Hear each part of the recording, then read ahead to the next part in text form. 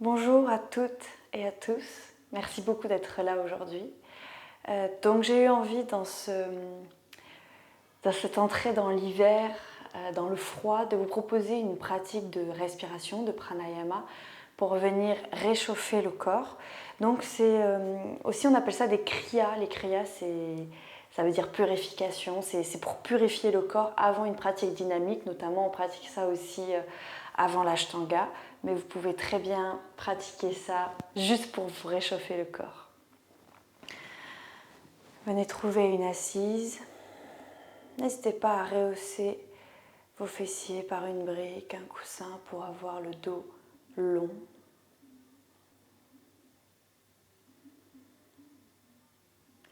Et on va ramener les mains en prière au cœur.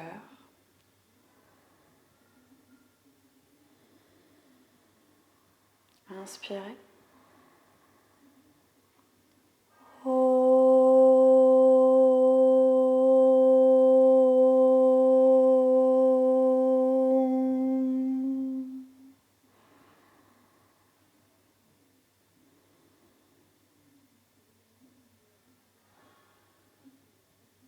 Et relâchez les mains sur vos genoux. On va rester un petit peu ici. Juste le temps de se recentrer.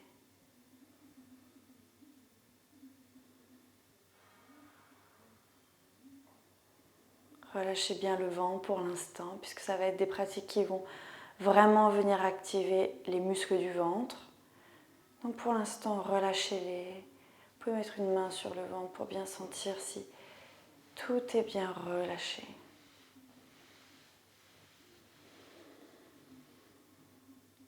Et vous allez pouvoir ouvrir les yeux. Donc la première pratique qu'on va faire de pranayama, c'est Kapalabhati. Donc c'est un pranayama. Donc pranayama, ça veut dire la discipline du souffle, le contrôle du souffle. On va venir surtout activer à l'expiration. Donc moi je vais enlever mon plume pour que vous puissiez voir comment ça se passe.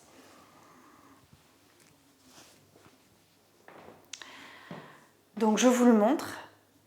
Donc on commence toujours sur une expiration. On inspire naturellement.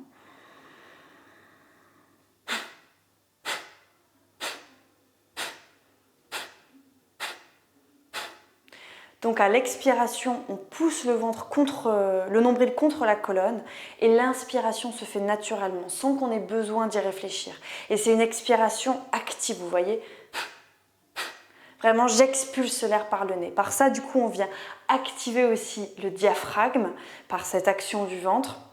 On vient nettoyer toutes les zones des viscères, activer le nez, nettoyer les sinus, les zones du nez. Donc c'est vraiment puissant. Donc si vous sentez des douleurs en pranayama, ça c'est vraiment important, vous arrêtez tout de suite. Il ne faut jamais rien forcer en pranayama. Alors ça peut être bizarre la première fois qu'on le fait, ça c'est normal, mais il ne faut pas qu'il y ait de douleur. Notamment, je sais que Kapalabhati peut entraîner des points de côté. Voilà, c'est le moment où on sait qu'il faut que ça s'arrête, d'accord? Donc nous, on va le pratiquer d'abord doucement. On va faire 3 séries de 20 expirations. Et on va commencer par un rythme lent pour pouvoir le trouver. Et ce qui est très important aussi, c'est donc l'expire, on ramène le nombril contre la colonne et à l'inspire, le ventre se relâche. C'est naturel, mais je sais que parfois, on garde le ventre collé contre la colonne vertébrale, alors que juste l'inspire se fait naturellement. L'expire, on rentre, l'expire, l'inspire, ça sort. Expire, inspire, expire, inspire. Ok, vous pouvez mettre une main sur le ventre, on va commencer par des expirations lentes, donc on respire d'abord. Expirez complètement. Inspirez.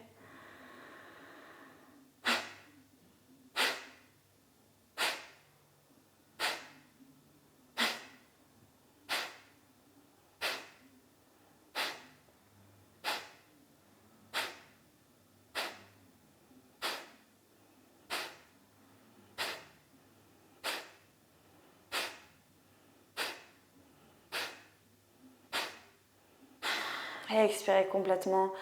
Inspirez naturellement. On va accélérer un petit peu le rythme. Vous pouvez rester à ce rythme-là si vous voulez, ou vous me suivez en accélérant. Vous êtes chez vous, vous suivez votre propre rythme. Expirez complètement.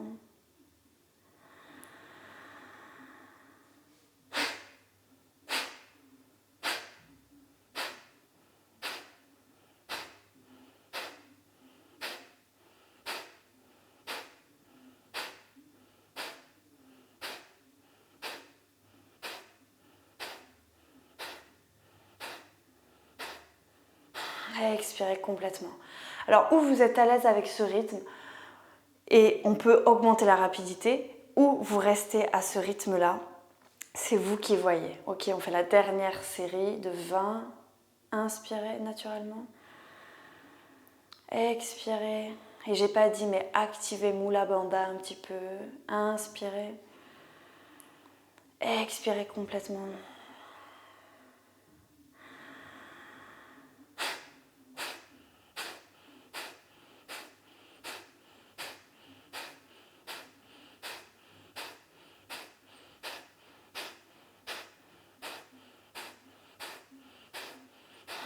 Expirez.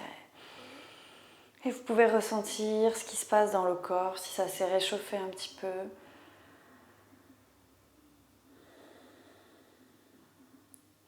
Si vous sentez votre diaphragme qui est ici. Peut-être que vous sentez les muscles des abdominaux. Et on va passer donc au deuxième pranayama qui est Uddiyana Bandha. C'est le même nom du coup que quand je vous dis activer Uddiyana Bandha. Donc là on va venir, c'est assez particulier, donc on va rentrer, je vais vous le montrer, hein, mais on va d'abord faire comme on a fait pour Kapalabhati, on va essayer de coller le nombril contre la colonne et puis ensuite on va monter, ce qui va ramener les viscères par le haut, sur le haut. Donc ça c'est vraiment un très bon exercice pour venir masser les viscères, d'accord? On va venir les comprimer. Donc ça c'est vraiment à faire à jeun. Voilà, je ne vous ai pas dit, mais les deux, je vais l'écrire de toute façon dans le titre, mais il vaut mieux pratiquer à jeun parce qu'on imagine bien que ça va remuer un peu tout ce qu'il y a là-dedans. C'est très bien de le faire aussi le matin. Donc, est-ce que je peux me mettre... ouais, je vais me mettre à genoux. Donc pour vous, la posture, vous pourrez ouvrir les pieds à la largeur comme ça, à la largeur de votre bassin et poser les mains sur vos cuisses au-dessus de vos genoux. Moi, je vais le faire à genoux pour que vous puissiez me voir, pour ne pas avoir à changer le règlement de la caméra. Donc, je vous le montre d'abord. On expire complètement et on fait une rétention à la fin de l'expiration.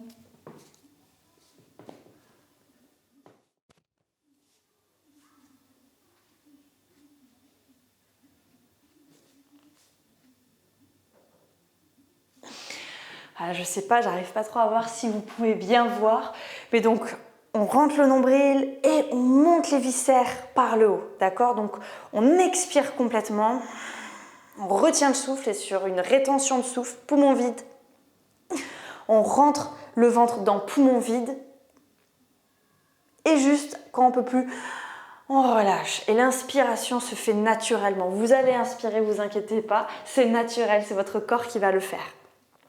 Ok, donc on va en faire 5 comme ça aussi. Donc, je redis, on expire complètement, on se baisse pour expirer. On pousse sur les mains. Je vais m'attacher les cheveux pour que vous puissiez voir. On pousse sur les mains et en même temps, on est dans une rétention d'air.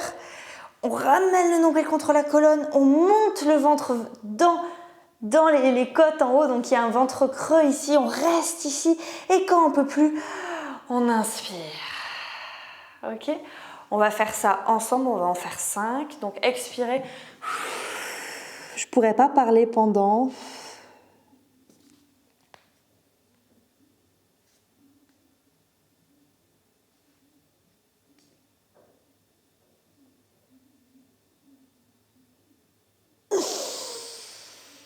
Et l'inspiration se fait naturellement. Encore 4.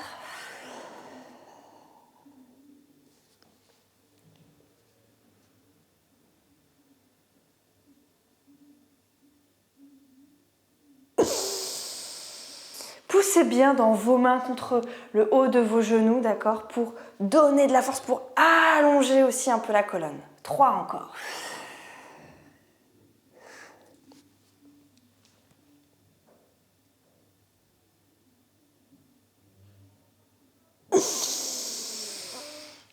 2.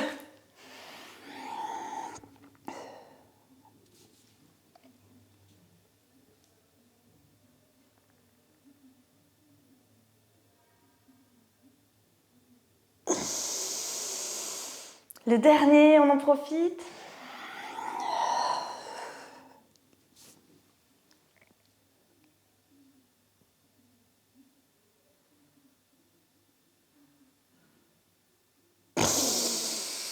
Et on respire. Venez vous rasseoir, venez ressentir ce qui se passe.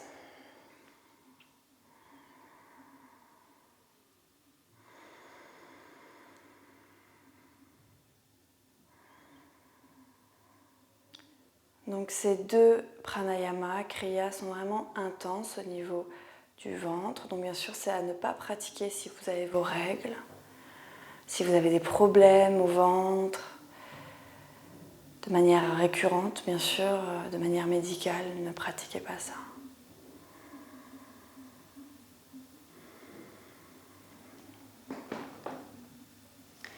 Et on va garder l'assise pour faire une petite méditation.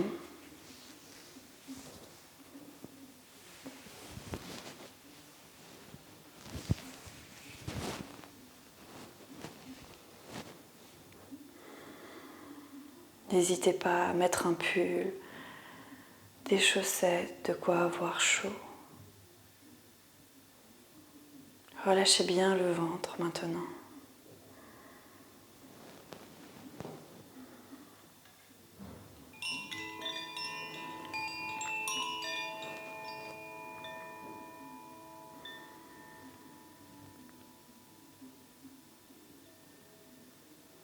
On dit que ces pratiques viennent activer le feu.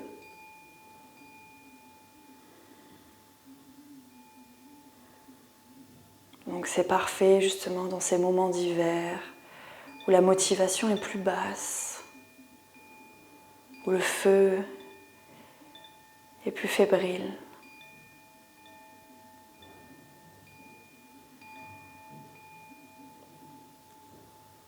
On vient se redonner du courage et de la force en activant le feu interne, en réchauffant le corps.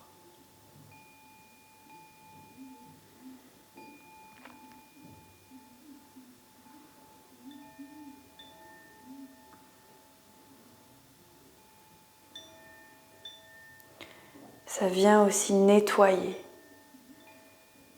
C'est pour ça qu'on pratique ça souvent avant l'ashtanga, pour venir nettoyer la zone du nez. Il est possible que vous ayez eu envie de vous moucher. C'est tout à fait normal, c'est même très bien.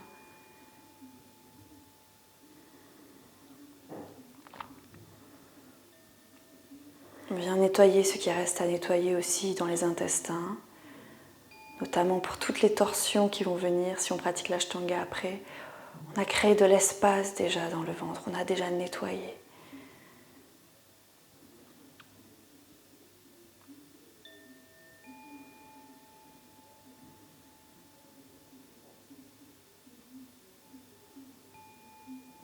Mais n'oubliez pas que tous les pranayamas, comme la pratique de yoga dynamique, il doit y avoir de la joie. Et dès qu'il y a de la douleur, ça doit s'arrêter.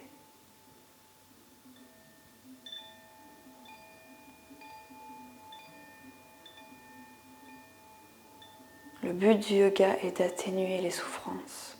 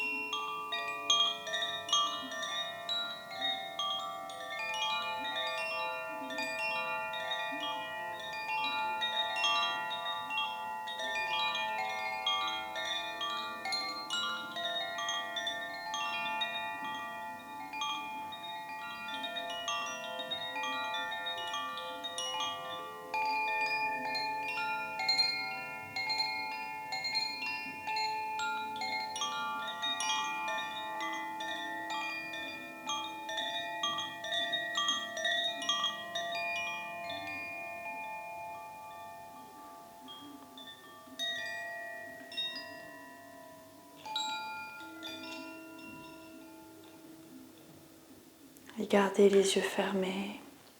Vous pouvez ramener les mains en prière au cœur. On va faire un home de fermeture.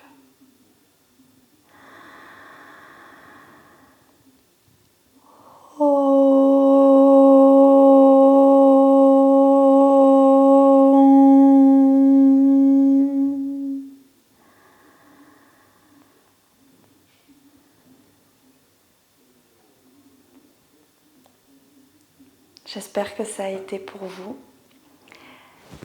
Je vous dis à très bientôt. Merci.